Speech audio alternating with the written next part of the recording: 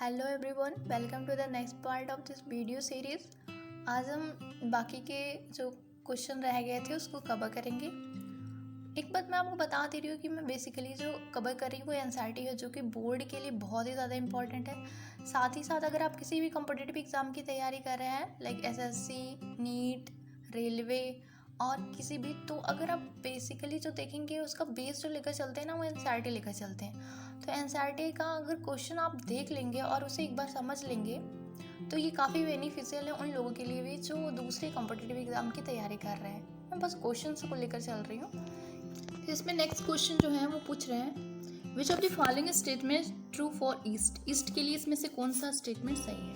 The cell divide by binary fission one of them develop into bud. No, binary fission जब होता है तो equal parts में develop होता है, तो ऐसा नहीं होता। ऐसा नहीं होता। ईस्ट में बडिंग होती है जो कि अनइक्वल होती है। तो सेकंड देखते हैं, the cell divide unequally. Yes. The smaller cell develop into bud. Yes. Second is तो मुझे करेक्ट लग रहा है, पर थर्ड भी देख ले रहे हैं। The cell produce conidia which develop into bud. तो कोनिडिया में बल नहीं, कोनिडिया तो फॉर्मेशन नहीं होता इसमें मतलब सेकेंड वाला अनइक्वल डेवलपमेंट होता है, जो कि छोटा वाला जो होता है वो बड में कन्वर्ट हो जाता है। तो ये सेकेंड वाला सही है। उसके बाद हम मूव ऑन करेंगे किस पे, क्वेश्चन नंबर 8 पे। तो how does penicillium reproduce asexually. ठीक है, पूछ रहा है पेंसिलियम हाउ, कैसे करते हैं एसेक्सुअली रिप्रोडक्शन। तो पेंसिलियम रिप्रोड्यूस एसेक्सुअली कोनिडिया का फॉर्मेशन करता है। ये किसका, कोनिडिया का, जो कि क्वाइट कॉमन इन होते हैं किसमें, फंगस में। मतलब कोनिडिया आपको पता होगा स्मॉल स्ट्रक्चर्स फॉर्मेशन करते हैं और उसके तो काफ़ी तरीके से होते हैं कोनिडिया फॉर्मेशन। ये आप हायर क्लासेस में पढ़ेंगे। ठीक है, तो फिर उसके बाद नेक्स्ट क्वेश्चन देखते हैं। तो नेक्स्ट क्वेश्चन है offspring produced by asexual reproduction are called clones, justify, give 2 reason.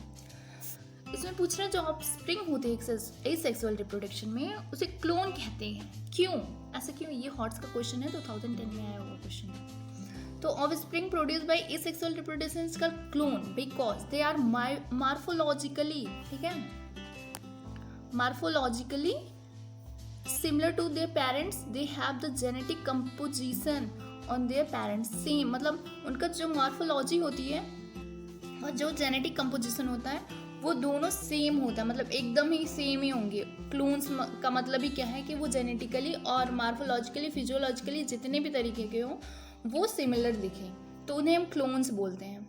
ठीक है, फिर नेक्स्ट क्वेश्चन देखते हैं।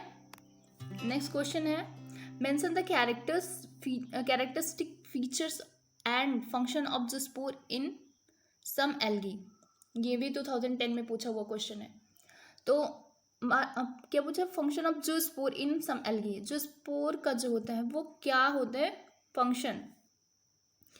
तो कैरेक्टरिस्टिक फीचर जो स्पोर आर मोटाइल, पहली बात तो वो मोटाइल होते हैं, माइक्रोस्कोपिक होते हैं और थिन वॉल्ड होते हैं।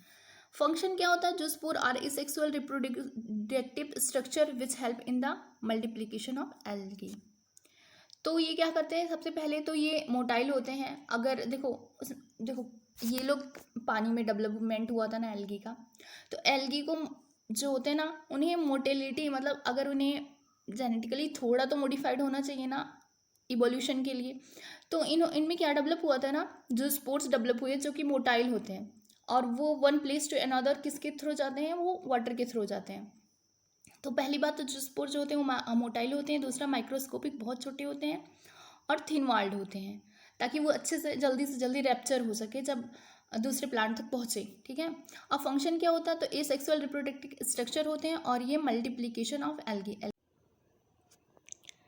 क्वेश्चन नंबर 11 पूछ रहा है identify the reproductive structure and name the organ that they are being release. इसमें पूछ रहा है कि ये जो दिया गया है आइडेंटिफाई करना है और इसमें ये बताना है कि ये कौन सा ऑर्गन से रिलीज होता है। तो आपको पता होगा कि ये क्या है, तो ये है जू स्पोर्स। और ये प्रोड्यूस किस में से होता है, तो ये प्रोड्यूस होता है एल्गी से। ठीक है, और एल्गी भी कौन सी, क्लेमाइडोमोनास, राइट। तो इसमें क्या दिया गया है, तो the reproductive structure in the figure are just put they are release from chlamydomonas for asexual reproduction. Question number 12 क्या है, तो क्वेश्चन नंबर 12 पूछ रहे हैं name the organism and mode of reproduction represent in the diagram given below. ये 2010 में पूछा गया क्वेश्चन है। तो ये आपको पता है कि ये कौन सा ऑर्गेनिज्म है, तो ये ईस्ट है। यहाँ पे देख सकते हैं ये बडिंग हो रही है, ये थोड़ा बड़ा हो रहा है और यहाँ से एक नया ऑर्गेनिज्म बन जाएगा। ठीक, तो ये ऑर्गेनिज्म जो है वो ईस्ट है और मोड ऑफ जो रिप्रोडक्शन होता है वो क्या होता है, बडिंग होता है। ठीक, अब ये क्वेश्चन नंबर 13 पे, तो ये 2 मार्क्स के क्वेश्चंस हैं, तो यहाँ से हम स्टार्ट करेंगे कि 2 मार्क क्वेश्चंस। तो पहला क्वेश्चन देखते क्या पूछ रहा है, तो पूछ रहा है banana crops is produce by farmers without sowing seed, explain how the plants propagate कैसे करते हैं plants.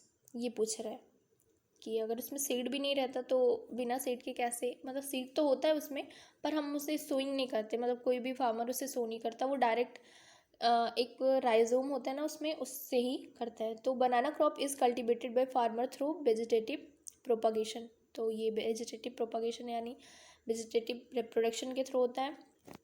For this purpose a rhizome of banana is taken instead of seed, each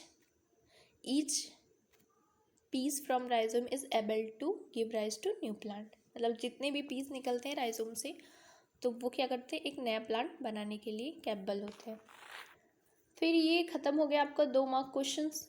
ये आपका पूरा मैंने कवर कर लिया, यहाँ से आप एक बार देख सकते हैं ये सारा क्वेश्चन। नेक्स्ट जो होगा वो मैं थोड़े MCQs हो सके तो मैं करवा दूँगी, और ये नीट के लिए भी